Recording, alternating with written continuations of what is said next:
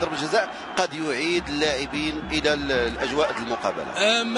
ما نعتقدش ان الاحتجاجات ديال الرجاء هي يعني احتجاجات معقوله، لان الكره لمست يد محمود بن حليب، وقرار الحكم هو قرار سليم، ومحمود بن حليب يتلقى الورقه الصفراء.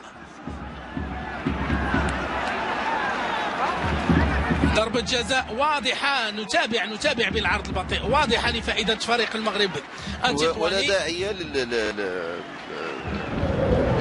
باش يمشيو، لا داعي للاحتجاج لأن العملية كانت واضحة. في ضربة جزاء لاعب محمود بن حليب.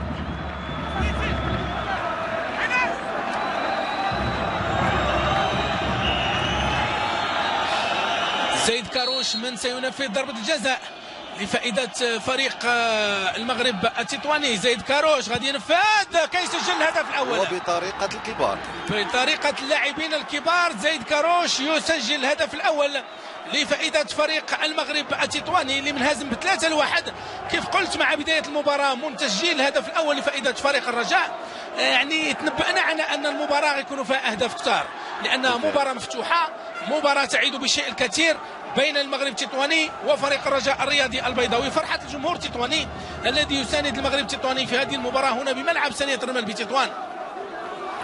والحكم يطلب من اللاعبين إعادة، والحكم زرق علاش تعطل؟ لأنه اللاعبين اللي كانوا اون ديال فهم كانوا عاطين بالظهر لزرق، وانتظر أنه ولكن الحكم المساعد مشكور. الرجاء البيضاوي منذ تسجيل المغرب التطواني الهدف. الركنية كتنفذ، أنس نيتي، هدف ثاني لفريق المغرب التطواني، هدف ثاني لفريق المغرب التطواني. يعود المغرب التطواني بقوة.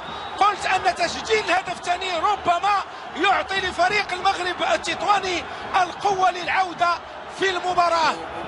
استسمح الأفضل، فربما الطوسي والخياطي فهم تأخروا في التغييرات. ربما منين دار 3-0 كان أنه يعطي شحنة أخرى وطراوة أخرى للاعبين قد يعطون الشيء الكثير للرجاء. ربما الطوسي تعطل في الإدخال، لوبيرا دخل لاعبين وكان الكوتشينغ جيد عنده كما فعل ضد اتحاد طنجة، فاستطاع انه يرجع بهدفين بفضل التغييرات ديالو، بفضل الكوتشينغ ديال لوبيرا.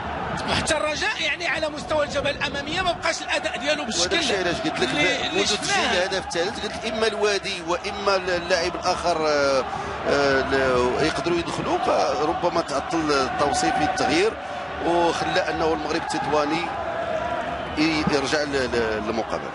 كنشوف اوساغونا اللي غادي ينضم للرجاء.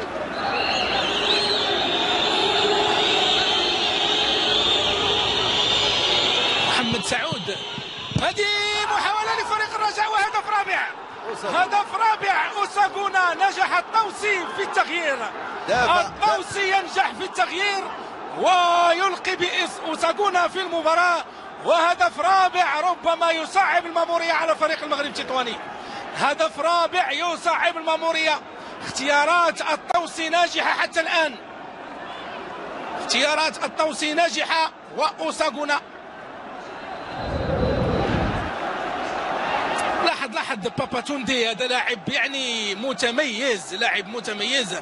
وأوساغونا يعني مجهود نيجيري، لا الممرر ولا المسجل، لاعبين من نيجيريا. و4-2 لفائدة فريق الرجاء، ومازال العاطي يعطي.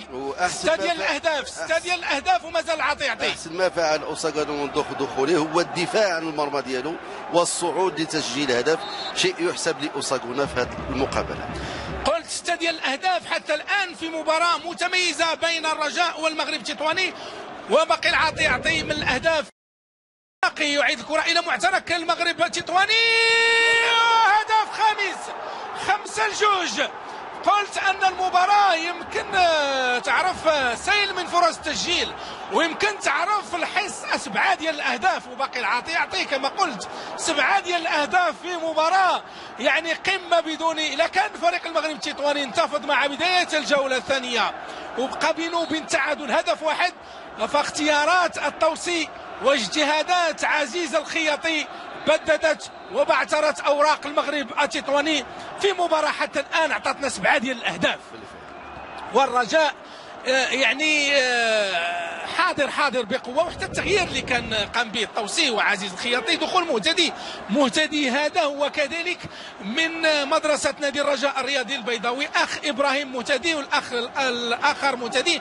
ابراهيم كان كيلعب في فريق الفتح الرباطي، والاخ المهتدي الاخر اللي كان كيلعب في فريق الكوكب المراكشي واتحاد المحمديه قبل المجيء الى الكوكب المراكشي. هذا من مدرسه فريق الرجاء، من عائله رجويه، عائله يعني رياضيه تنتمي لمنطقه سيدي عثمان بمدينه الدار البيضاء. هو وفي لقميص الرجاء، مر بجميع فئات فريق الرجاء، مر بفئه الصغار، فئه الفتيان، فئه الشبان، ثم